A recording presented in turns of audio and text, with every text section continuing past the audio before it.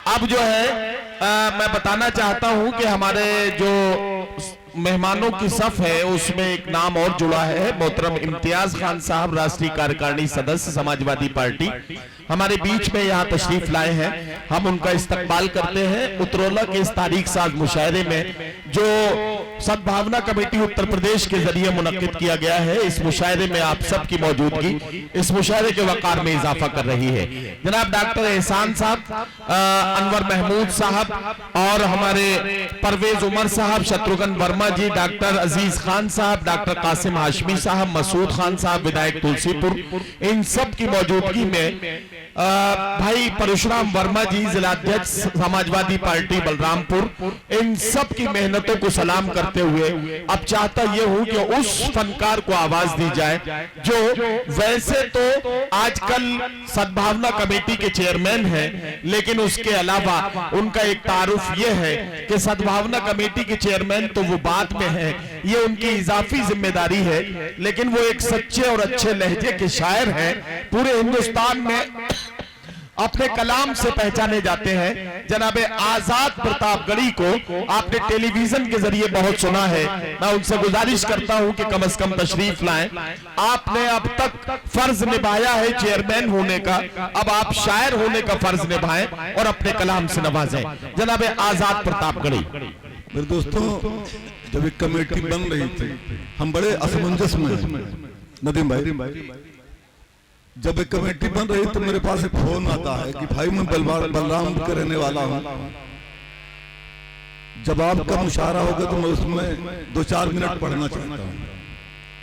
मैंने कहा ठीक है भैया, कोई परेशानी नहीं, आपको हम पढ़ा देंगे, कोई हमें परेशानी नहीं, आप आ जाइएगा। मैंने एक अच्छा वादा किया उससे, उस बच्चे से। यहाँ आया तो बच्चा हमको फोन किया, आपने कहा हाँ बेटा मैं आ गया, फला जगह हूँ। वो बच्चा वहां गया, उसने कहा कि बलरामपुर से मोटरसाइकिल से चला करके मैं आया हूँ। मैंने जिलाध्यक्ष से कहा तो जिलाध्यक्ष ने यहाँ के कहा कि साहब यहाँ कुछ लोग ये कह रहे हैं कि यहाँ के जो मुकामी शायर कोई नहीं पढ़ेगा, इसलिए कि उनकी फहरिस्त बहुत लंबी है।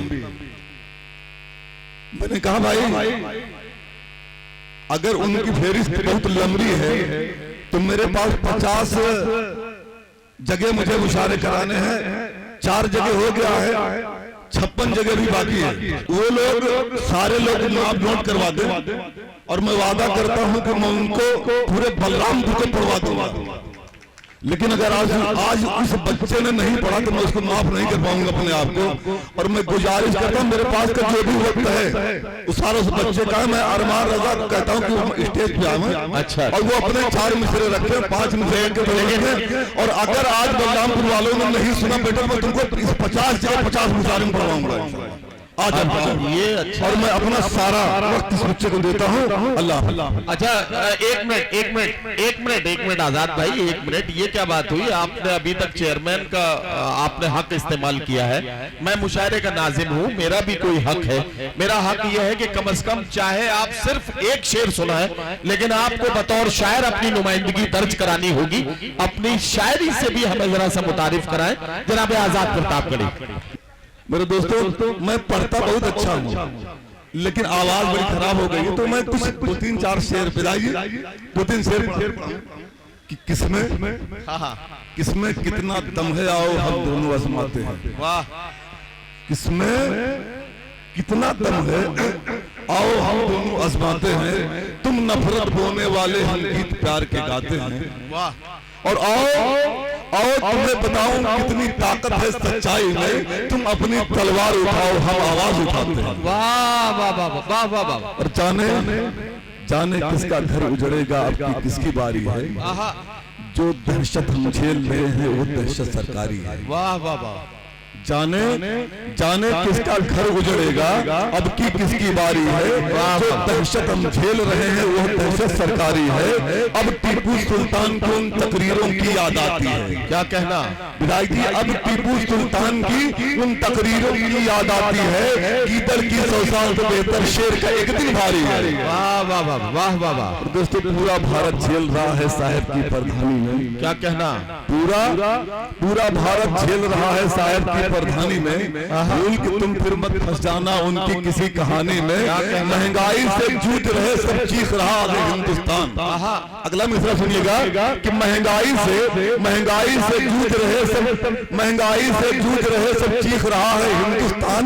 दूध दोबारा मत रख देना बिल्ली की निगरानी में, दूध दोबारा बता देना बिल्ली की निगरानी में।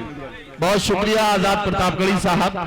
और अब वो बच्चा आ रहा है जिसको आजाद प्रतापगढ़ी साहब ने अपना वक्त दिया है।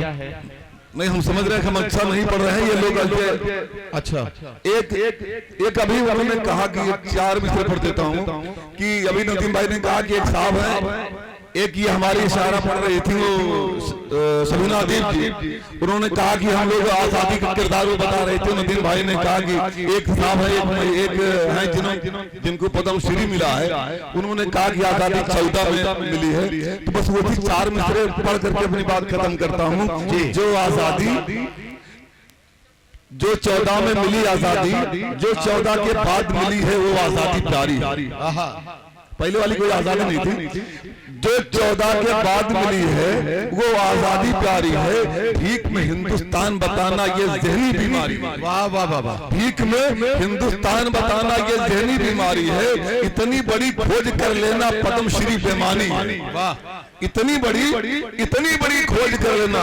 मैंने एमए किया है, मैंने हिस्ट्री से एमए किया कि अल्लाह की कसम खा कहता हूँ मुझे कहीं नहीं मिला कि आजादी 14 में मिली, कहीं नहीं पढ़ा मैंने। तो पढ़ता हूँ मेरे दोस्तों की इतनी बड़ी खोज कर लेना, मेरे लिए यही बहुत बड़ी बात है कि उन्होंने इतनी देर के बाद इतनी बड़ी बात बताई कि इतनी बड़ी खोज कर लेना पद्मश्री बेमानी है।